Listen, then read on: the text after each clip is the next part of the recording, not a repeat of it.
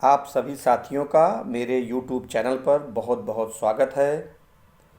दोस्तों, आज हम लोग बाबा साहेब डॉक्टर अंबेडकर के संपूर्ण वाङ्मय में खंड 8 का,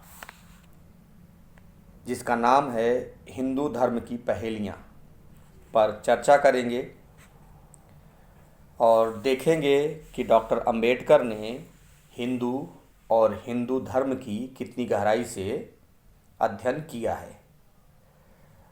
मैं इस पूरी किताब पर चर्चा न करके इसके कुछ बिंदुओं पर चर्चा करूंगा, जिसमें सबसे पहला है मूर्ति पूजा। आपने देखा होगा कि दुनिया के कई ऐसे धर्म थे या है जो मूर्ति पूजा करते हैं, लेकिन मूर्ति पूजा करने का उनका अपना तर्क है और हिंदुओं का अपना है। आपने देखा होगा कि बौद्धों को भी मूर्ति पूजा करते हुए, लेकिन बौद्धों में जो मूर्ति पूजा होती है वो हिंदुओं से एकदम अलग है। उनका बौद्धों का जो मूर्ति पूजा है वे मात्र प्रतीक के रूप में पूजते हैं, मतलब बुद्ध जी को वो प्रतीक के रूप में पूजते हैं। लेकिन हिंदुओं में इसका सीधा एकदम उल्टा है। हिंदुओं के जो देवी देवता होते हैं वे बहुत कुछ इंसानों की तरह हरकत करते हैं। वे इंसानों की तरह ही नाचते हैं, गाते हैं, बोलते हैं, खाते हैं, पीते हैं, यानी ऐसी कल्पना की जाती है।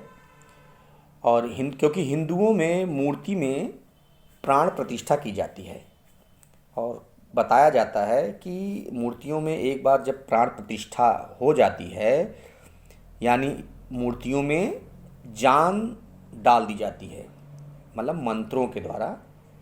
मंत्रों का ऐसे हिंदू धर्म में ऐसे बहुत सारे प्रभावशाली मंत्र हैं, मतलब उनका मानना है कि जिनका पाठ करके पूजा अर्चना कर दिया जाए तो मूर्तियों में जान आ जाती है। और जबकि और धर्मों में ऐसा नहीं होता है, या वे भले ही मूर्ति पूजा करते हैं या चित्रों की पूजा करते हैं, लेकिन वे सिंबलिक रूप में, ना कि उनमें जान मान कि ये जानकर कि उनके अंदर जान आ जाएगा या प्राण आ जाएगा, वे जिंदा इंसान की तरह हरकत करेंगे, ऐसा बिल्कुल भी नहीं है। और धर्म एक प्रतीक के रूप में मूर्तियों की या चित्रों की पूजा करते हैं। और दूसरा कि और धर्मों में, आपने दुनिया के तमाम धर्मों में देखा होगा कि उनके मानने वाले उनके धर्मों के देवता या गॉड या उनके नबी या उनके जो है प्रोफेट्स होते हैं, उनके मतलब भगवान के पुत्र होते हैं, और जो भगवान का मैसेज लोगों को देते हैं, लोग उनकी पूजा करते हैं। लेकिन हिंदुओं में ऐसा नहीं है। हिंदुओं में बहुदेववाद की प्रथा प्रचलित है। और बहुदेववाद क्यों हुआ, पहले इसी पे चर्चा कर लेते हैं।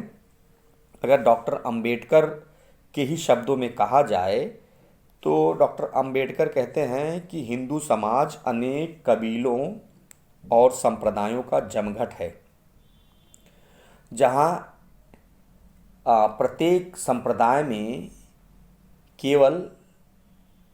न केवल भिन्न भिन्न व्यक्ति होते हैं, बल्कि उनके अलग अलग देवता भी होते हैं जिनकी वे पूजा करते हैं।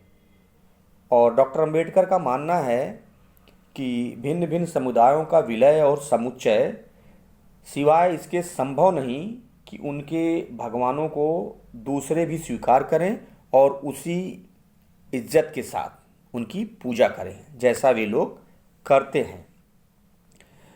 और हिंदुओं में एक चीज़ और आपने देखा होगा, और नहीं देखा है तो आप अभी समझ जाएंगे कि डॉक्टर अंबेडकर ने कितनी गहराई से इनके देवी देवताओं पर बात की है।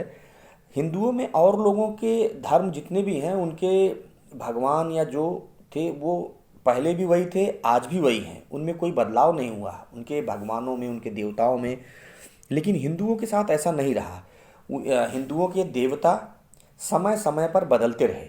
अगर आप ऋग्वेद का अध्ययन किए होंगे और आप ऋग्वेद में को कभी पढ़े होंगे तो आप देखेंगे कि ऋग्वेद के 10वें मंडल में कहा गया है, विश्वमद इंद्र उत्तरः, मतलब विश्वमद इंद्र उत्तरः, यानी इंद्र सर्वोच्च है, मतलब इंद्र से बड़ा कोई देवता नहीं है।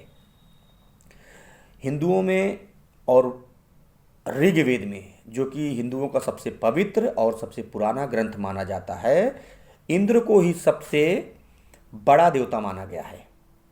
लेकिन आप देखेंगे कि समय के साथ इंद्र धीरे धीरे पर्दे के पीछे चले जाते हैं और उसी के साथ उदय होता है सोम का और अग्नि का और वरुण का। इसके बाद धीरे धीरे ये भी देवता धीरे धीरे पर्दे के पीछे चले जाते हैं और फिर इसके बाद शिव, विष्णु, राम और कृष्ण का उदय होता है। जबकि और धर्मों में ऐसा नहीं है, मतलब हिंदुओं के देवता भी समय समय पर बदलते रहे, और जबकि और धर्मों के साथ ऐसा नहीं हुआ है। तो इसी को लेकर डॉक्टर अंबेडकर कहते हैं, हिंदू अपने देवों की उपासना में अटल विश्वासी नहीं थे या हैं।